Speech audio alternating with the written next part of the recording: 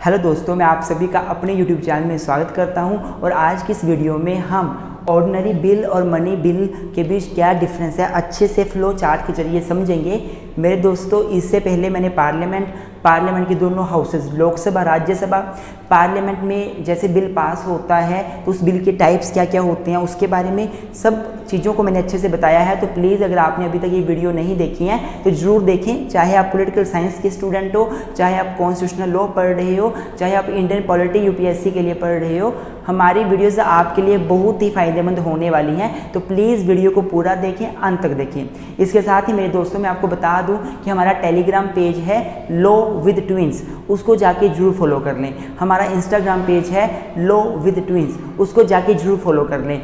मैं इसलिए आपको फॉलो करने को बोल रहा हूँ क्योंकि टेलीग्राम पेज में आप हमारे साथ जुड़ जाओगे तो कोई भी ज़रूरी इन्फॉर्मेशन है लेक्चर्स को लेकर या किसी भी महत्वपूर्ण चीज़ को लेके, कोई क्वेश्चन पेपर को लेके, तो हम उसमें शेयर करते रहेंगे प्लीज़। और साथ ही मेरे दोस्तों, अगर आपको कॉन्स्टिट्यूशनल हो या किसी भी सब्जेक्ट के नोट्स चाहिए जो प्रॉपर एक सिस्टमेटिक मैनर में सिंपल लैंग्वेज में नोट्स बनाए गए हैं और आप बुकिश लैंग्वेज को पढ़ के बहुत बोर हो गए हैं, इतनी मोटी मोटी बुक्स को पढ़ना नहीं चाहते, तो आप हमारे व्हाट्सएप नंबर 9816492276 इस पे आप हमें कांटेक्ट कर सकते हैं व्हाट्सएप नंबर पे, और इस पे आप हमसे नोट्स डिमांड कर सकते हैं। नोट्स पेड हैं लेकिन जो पेमेंट होगी वो देकर आपको दुख नहीं होगा क्योंकि नोट्स बहुत अच्छे हैं। तो आइए दोस्तों, आज की वीडियो शुरू करते हैं।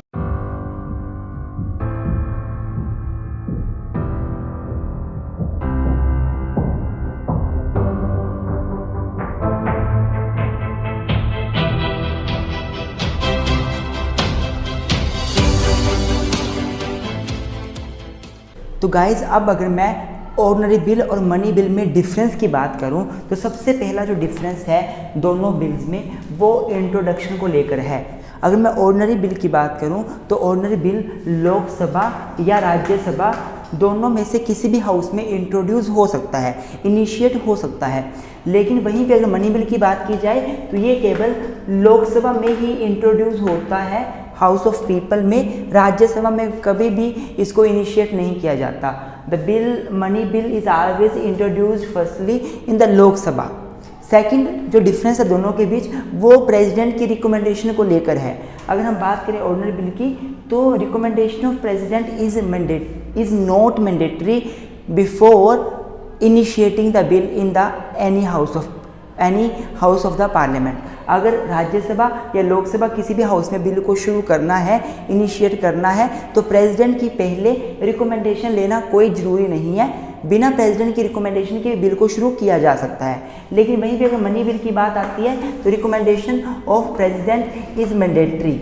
It is very very necessary to take the recommendation of the president before initiating the money bill in Lok Sabha. Third, introduce by, कौन इंट्रोड्यूस करता है? तो बच्चों, अगर ऑर्डिनरी बिल की बात की जाती है तो इसको कोई मिनिस्टर इंट्रोड्यूस कर सकता है, या तो कोई मिनिस्टर इंट्रोड्यूस कर सकता है, या फिर कोई प्राइवेट मेंबर इंट्रोड्यूस कर सकता है। प्राइवेट मेंबर का मतलब क्या है? प्राइवेट मेंबर का मतलब है कोई मेंबर ऑफ पार्लियामेंट जो मिनिस्टर नहीं है, तो या तो मिनिस्टर या कोई प्राइवेट मेंबर। अर्थात ऑर्डिनरी बिल या तो गवर्नमेंट बिल हो सकता है, पब्लिक बिल हो सकता है, या प्राइवेट बिल हो सकता है। जब मिनिस्टर इंट्रोड्यूस करते हैं तो उसे पब्लिक बिल बोलते हैं, जब कोई प्राइवेट मेंबर इंट्रोड्यूस करते हैं बिल को उसको प्राइवेट बिल बोलते हैं। तो ordinary bill can be either public bill, can be either private bill, and can be introduced by minister और by private member as the case may be. But वहीं पे मनी बिल की बात की जाए तो इसको केवल मिनिस्टर ही इंट्रोड्यूस कर सकते हैं, इसको प्राइवेट मेंबर अर्थात जो मिनिस्टर नहीं है वो member of parliament money bill को इंट्रोड्यूस नहीं कर सकते, इनिशिएट नहीं कर सकते।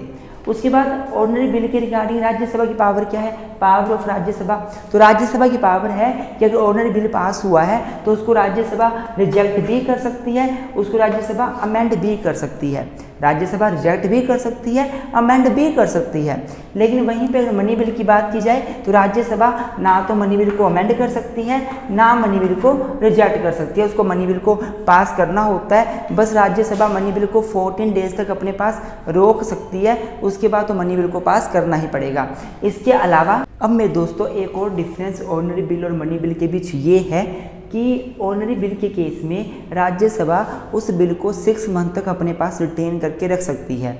आज बिल राज्यसभा में गया, ऑर्डिनरी बिल है, राज्यसभा उसके ऊपर कोई रिस्पॉन्स ही नहीं करेगी और 6 मंथ तक उस बिल को अपने पास रख सकती है बिना किसी रिस्पॉन्स किए, बिना किसी अप्रूवल के। लेकिन वहीं पर अगर मनी बिल की बात की जाती है तो राज्यसभा के पास बहुत लिमिटेड पावर है। राज्यसभा केवल 14 डेज तक इसको अपने पास रख सकती है। अगर 14 डेज के बाद भी राज्यसभा बिल को पास ना करे तो ये मान लिया जाता है कि बिल पास हो गया, मनी बिल पास हो गया। राज्यसभा में भी 14 डेज तक राज्यसभा बिल को बस रोक सकती है। यहाँ पे 6 मंथ तक रोक सकती थी, यहाँ पे 14 डेज तक, 14 दिन तक। उसके बाद तो बिल माना जाएगा पास हो गया, इसमें ऐसा नहीं माना जाएगा। वहीं पे एक और डिफरेंस क्या है ऑर्डिनरी बिल में और मनी बिल में, वो ये है कि ऑर्डिनरी बिल के केस में जो प्रेसिडेंट है वो ज्वाइंट सिटिंग बुला सकते हैं, यस बुला सकते हैं।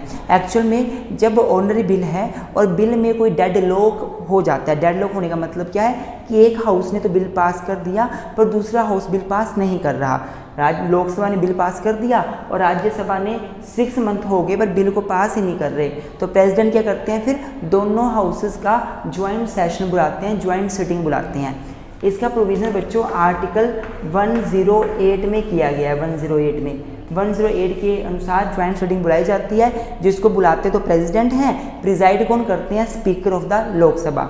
और इस मीटिंग में फिर प्रेसिडेंट मेजोरिटी वोट डलवाते हैं, जो मेजोरिटी वोट जिस फेवर में होंगे उसके अनुसार काम किया जाता है। अगर बिल पास करने की फेवर में मेजोरिटी है तो बिल पास हो जाता है, अगर बिल को रिजेक्ट करने की फेवर में मेजोरिटी है बिल रिजेक्ट हो जाता है। और बच्चों ज्वाइंट सिटिंग में मेनली लोकसभा का पलड़ा हमेशा भारी होता है क्योंकि लोकसभा की स्ट्रेंथ ज़्यादा है। वहीं पे अगर मनी बिल की बात की जाए तो इसमें ज्वाइंट सिटिंग का कोई भी प्रोविज़न नहीं है, कोई ऐसा प्रोविज़न नहीं है कि आप ज्वाइंट सिटिंग बुला सकते हो, क्योंकि राज्यसभा में मनी बिल के केस में राज्यसभा के पास पावर ही बहुत कम है, बहुत कम पावर राज्यसभा के पास। वो बस 14 डेज तक बिल को रोक सकती है, उसके बाद बिल तो अपने आप ही पास हुआ माना जाएगा, कोई डेडलॉक क्रिएट ही नहीं होगा। जब डेडलॉक ही क्रिएट नहीं होगा तो क्यों ज्वाइंट सिटिंग बुलाएगा प्रेसिडेंट, तो इसमें ज्वाइंट सिटिंग बुलाने का कोई प्रोविज़न नहीं है। लास्ट में बच्चों मैं आपको बता दूं ऑर्डिनरी बिल की बात जो है वो आर्टिकल 107 में करी गई है, मनी बिल की बात 110 में की गई है, 109 में भी इसके प्रोविज़न बताए गए हैं और ऑर्डिनरी बिल की बात 108 में भी कहीं ना कहीं करी गई है ज्वाइंट सेशन के रूप में। एक बात आपको और बता दूं जो आप डिफरेंस में लिख सकते हो मीनिंग को लेकर। जो ऑर्डिनरी बिल है it is a bill which contains the matter other than the finance matter. Ordinary bill वो बिल है जिसमें वो मैटर्स दिए होते हैं जो फाइनेंशियल नेचर के नहीं होते हैं। वहीं पे अगर मनी बिल की बात की जाए तो ये एक ऐसा बिल है जिसमें पैसे की बात, जिसमें कहीं ना कहीं फाइनेंशियल मैटर्स इंक्लूड होते हैं other than the ordinary legislation. I hope आपको समझ आ गया बच्चों। अगर वीडियो अच्छी लगे तो लाइक जरूर कर दें, चैनल पे नए हो तो सब्सक्राइब करना ना भूलें। Thank you very much, keep supporting us.